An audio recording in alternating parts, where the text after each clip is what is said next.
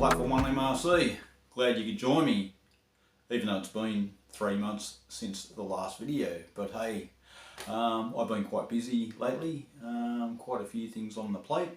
As some of you may be aware, I've had to work on the layout around me and get it ready for the September exhibition down in Goulburn, and that was an awesome weekend.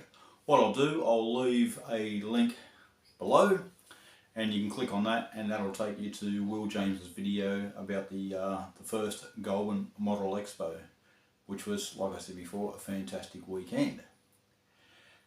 In the last video I said I'd touch on scratch building buildings the way that I do them. If you've followed the channel for some time, you know I make them out of cardboard, 3mm thick grey board, and detail them with styrene.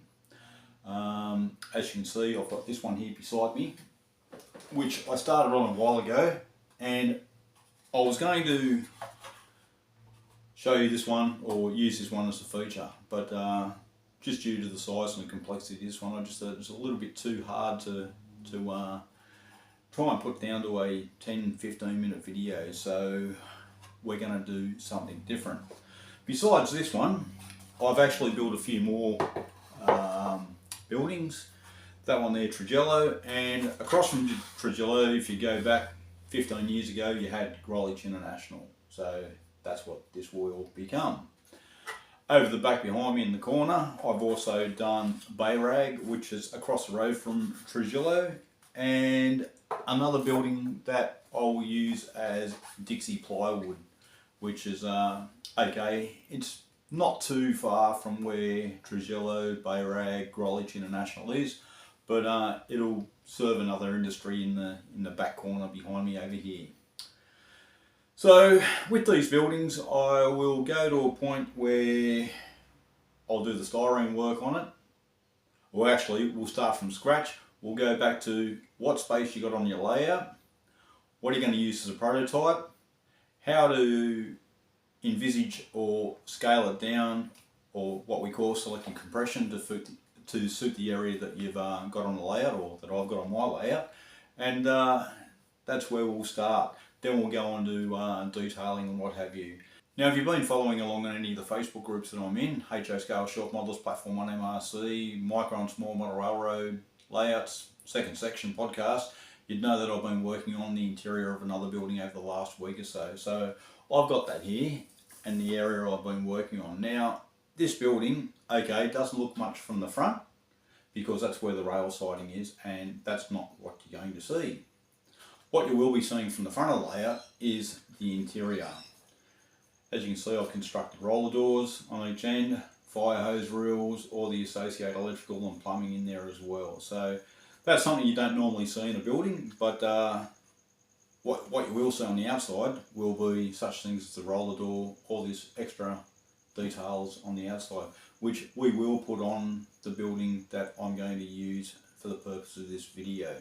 So let's move along now. Let's take a look at the building I'm going to use as a prototype, and then we'll talk about how we're going to scale it down to HO scale to fit an area on the layout just across here. Let's go. Okay folks, for the purpose of this video, I'll be building a model of Tropical Pallets, which is down in Miami. Now, the great thing about using Google Maps, Street View, directly down on top, even Google Earth, is the fact that you can use a measuring tool. So I'm going to click on the left hand side of the building, measure distance, and click on the right side of the building, and we're 65.7 meters, which is 215.5 feet roughly. So that gives you an idea of scale. So in HO scale, as we know, 3.5 millimeters to a foot, overall this building would be approximately 3 foot long, or just shy of 3 foot long, 3 real feet long. I don't have the luxury of that on my layout, so what I'm going to do is take the best pieces out of this building, such as the overall awning here, the couple of doors that are inside this wall here, and plus the building that I'm building is only going to be low relief, so it'll probably only go to about here. You're not going to see much beyond that, just the short side walls, the main face wall, the awning here, concrete hard stand that comes out to the track, and that's about it. We'll have a look at it in Google Earth, and that gives you an idea. As you can see, one roller door there for the forklift. There is another door under here somewhere. Now I did send Lance Minheim and also Tolga Reese from Tolga East Coast on YouTube if they had any photos of this building down on trackside, so I could work out how many doors there are under there. I'm going to build a model with only one door. All these other bits and pieces that you see here, like the pipes down here, the lights on top, they're going to be those little details that we'll add to the model towards the end.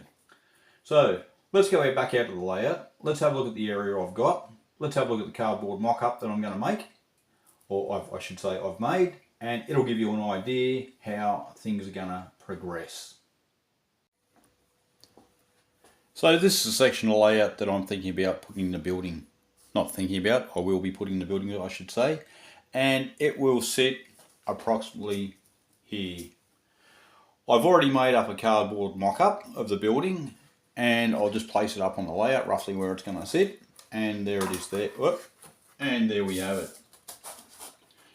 Now, as you can see, this is a lot smaller than the actual prototype. This actually measures out to be about 470 millimeters long, or 18.5 inches, which is around about 133 feet. Not the 215 that we had before, so we've knocked off a good 80 feet of the building. Otherwise, it will continue down to about, I don't know if you can see my hand, about here anyway. And I can't really offer that much space on the layout because just the constraints here about what I'm doing on the front of the layout and what have you. So there we go. Now you may say, well, why don't I move the building up this way and extend the area too? Reason being is I want to have a little bit of the prototype similarities, you could say. So in through here, I might even put a set of gates in through here, the fence along the outside, what have you, and also a bit of the compound over in this corner here, as well as a compound down the end here as well. So that's where we're at. You can see the black square on there and a bit of the awning, you know, just a bit of cardboard there for a roof so we can roll cars in underneath. Now, one thing I didn't mention before is I've got the siding coming in from the left, not from the right. So what I'll be doing is basically turning this around completely so this awning will be at the far end. Now, the few things you're going to need is, of course, a mock-up building, scale rule, scalpels, Stanley knives, and heavy card. Now, the card I use is grey board. And it is quite thick. Here is a sheet here, so you can see it's sizable. It's 3 millimeters or 1/8 of an inch thick, and a good knife, good pencil, good square. You know, you draw in all your door apertures and what have you, and you cut it out slowly and carefully. So we'll go have a look at that anyway. So one thing I have done on the layout is determined where I want to place the building. You can actually see a black mark here and a black mark further up here. That'll give me enough room between the end of the building to the next building further down, and also give me that compound area up through the end there. So I've taken a piece of the grey board, and it is, as I said, measured out to that particular length, and that will sit in roughly here. Now, of course, it will be closer to the track because, you know, you're going to be unloading these rather large box cars.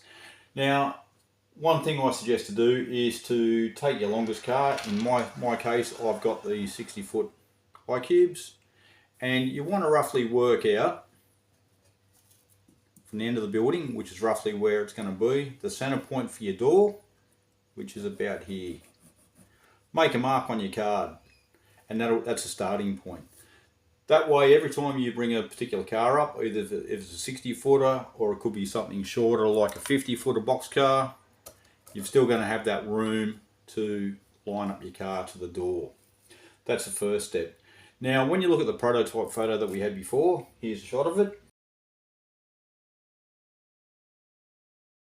You'll see on the prototype photograph that there was another roller door further down towards the end. So what we're going to do is roughly mark out an area where the roller door is and where this door is going here. So you can imagine it's going to be up higher, centre door, just roughly rough it in.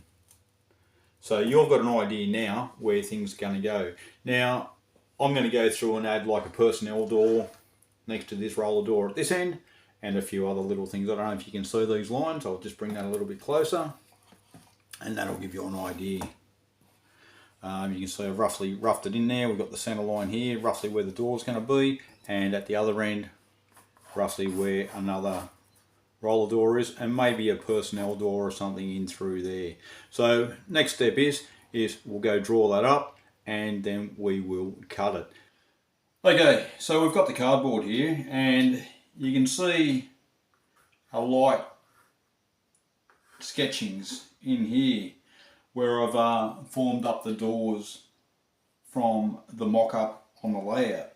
Now I've taken the scale rule that I've got, and I've decided to do a centre line for the door here that serves the rail cars, and that is 30 feet from that end to that end. And the other roller door down here is actually 20 feet from here to the edge of the roller door there. Now this has all been drawn up using a square, and you know, you're definitely going to need a square, a pencil, a rubber if you make mistakes. Scale rule imperative. So that's what I've done. One other little addition is a personnel door that I've added to the building here.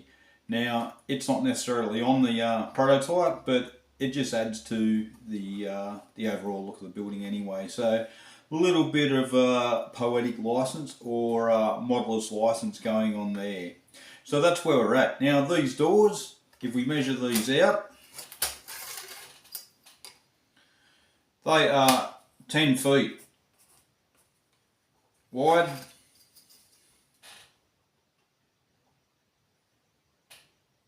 and 11 feet high. The door at the opposite end is actually, or I should say the bottom of the door here is actually 5 feet from there to the base of the building. Now that's to allow the access of the rail cars, whether they be the 60-foot high cubes or 50-foot box cars, whatever is going to be servicing this industry. So that's where we're at.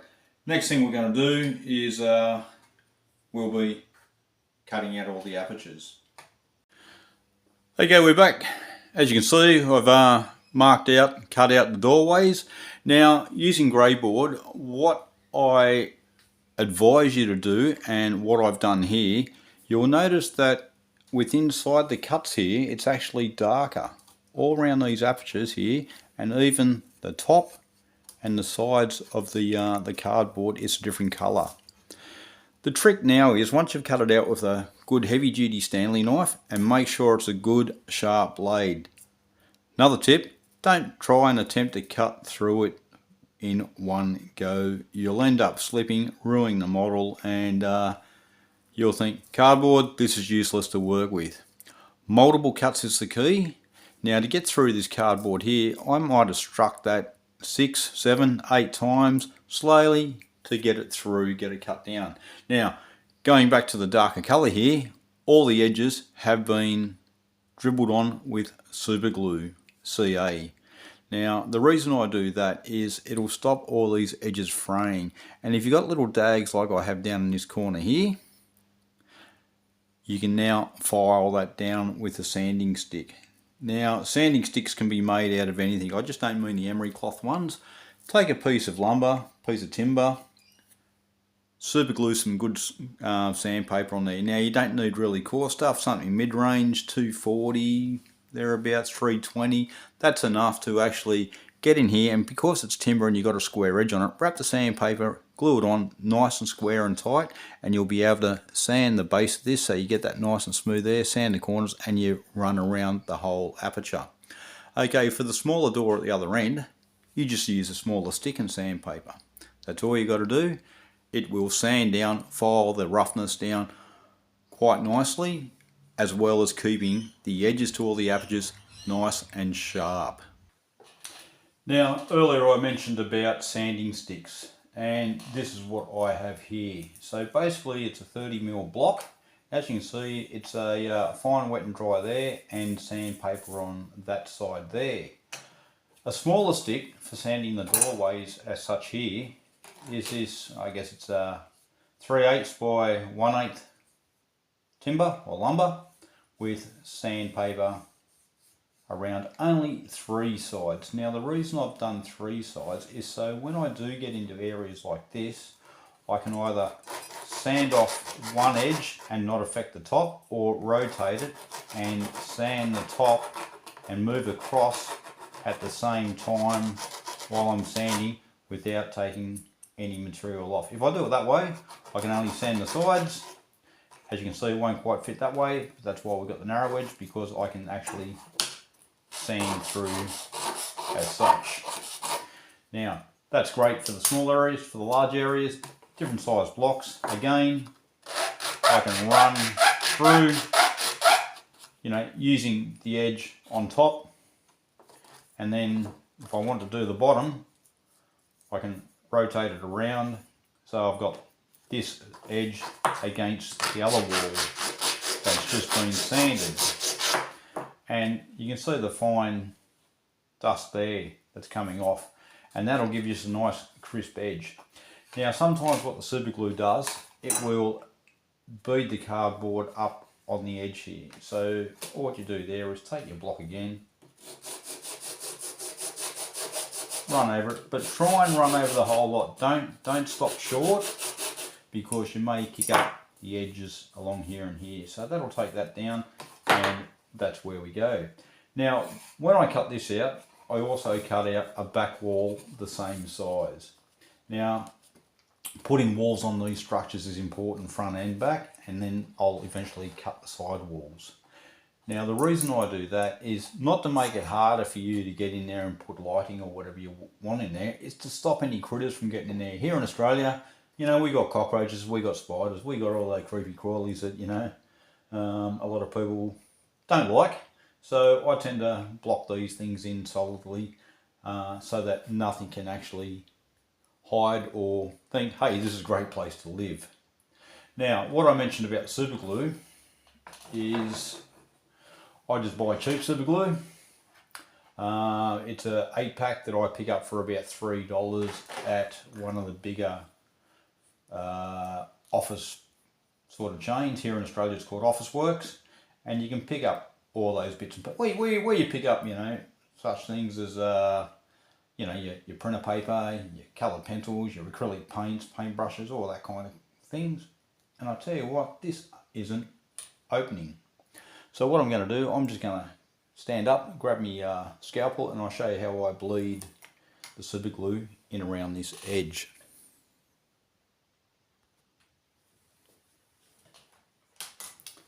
Okay, we're back on, and I've pierced the top of the tube.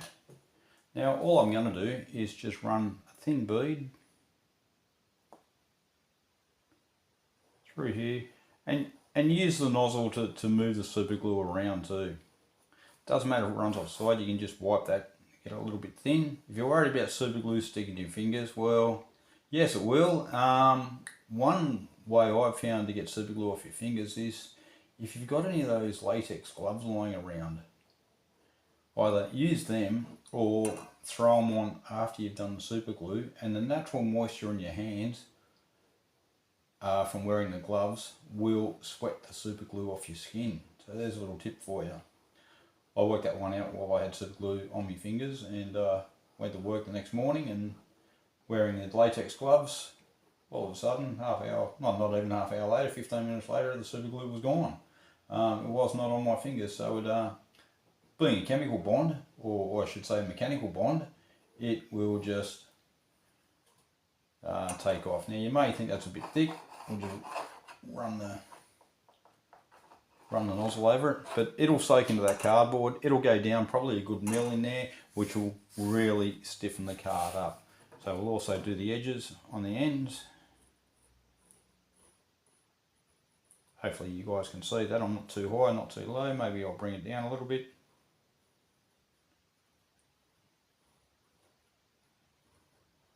One end and the other end.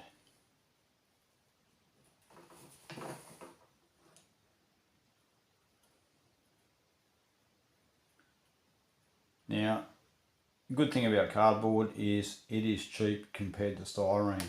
Few people will say, well, why work with cardboard when you can work with styrene? And basically, it comes down to cost. Also, if you want to construct a large building, i.e. like I did with Grollich inside the room there, inside the train room, or Trujillo, it's hard to find styrene that's going to be 3 foot long. Okay, yeah, it is available, but you're going to be paying through the nose for it. So 3mm grey board, bought from your craft and art stores. Here in Sydney, we've got Ecclesley's, we've got a few other places that sell it. I think I pay about, I think it's $18 for a large sheet, which is around about, well, it used to be larger at one stage, but now they come in sheet size of about 780 by 560, but they used to be twice that size, which was great when you wanted to do massive buildings. So there we go with that. Now, as you know, I've already done the apertures here, I've done the tops, I've done the sides. I will get to the bottom. I'll probably do the bottom after assembly because I want to be able to set the thing up on this glass sheet that I've got here when I go to glue everything in together, including the roof. So that'll be it for now. What I'll do in the next video, we'll go through, we'll line out this, we'll block the sides in, we'll create the roof, and we'll do all the gusseting that goes on the inside. Without gusseting, you may end up with a bow in the building, so you've got to keep these fairly straight, fairly solid. I tell you what, once it's done, you could probably stand on the building. That's how strong this card becomes in the long run. So there you go, folks. Stay tuned for part 2. Hopefully I'll get that done throughout the week. I've got a couple of days off now. It is Sunday afternoon here in Sydney, so hopefully by, well, I shouldn't make promises. That's what I did last time, and look what happened 3 months later. Here I am showing you the video. So look, I'll get it up ASAP for you. That's all I'll say. Okay? Alright guys, thanks for watching. Take care, and I'll see you down the track. Cheers, Gary.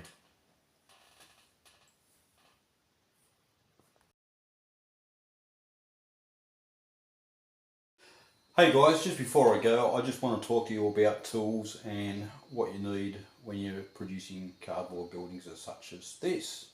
As you can see on the glass here, I've got snap-off blades, which are okay. I prefer a Stanley knife because they are heavier and they're stronger.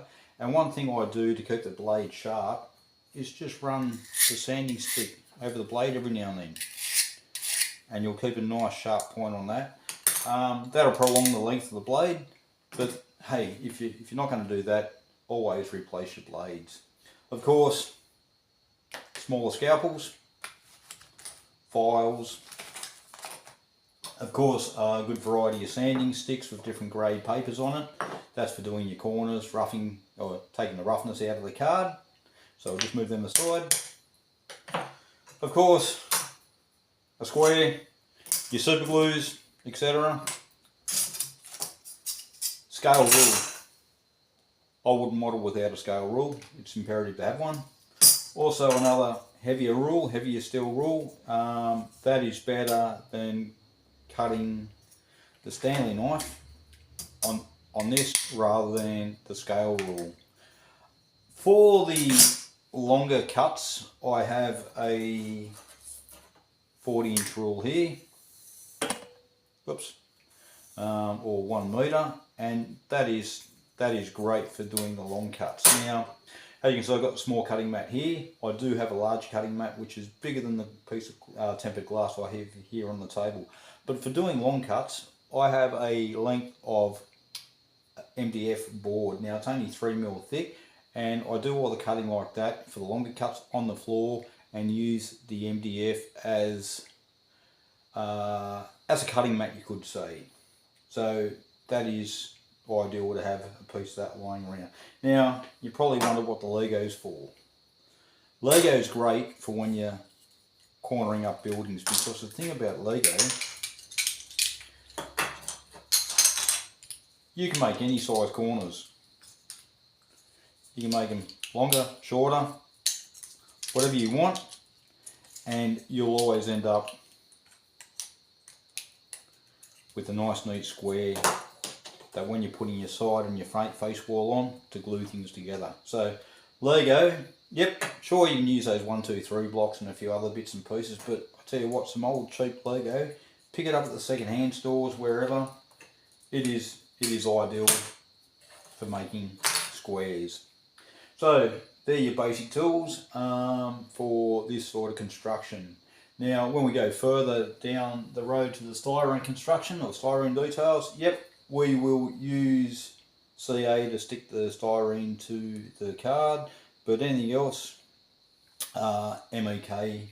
I like this, the Revel Contactor Professional, and because it's got that nice narrow nib on the end there, which makes application so much better.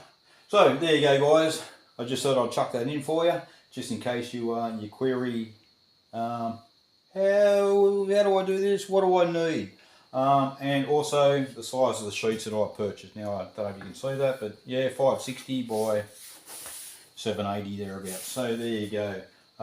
In inches, that works out to be roughly, let's have a look now,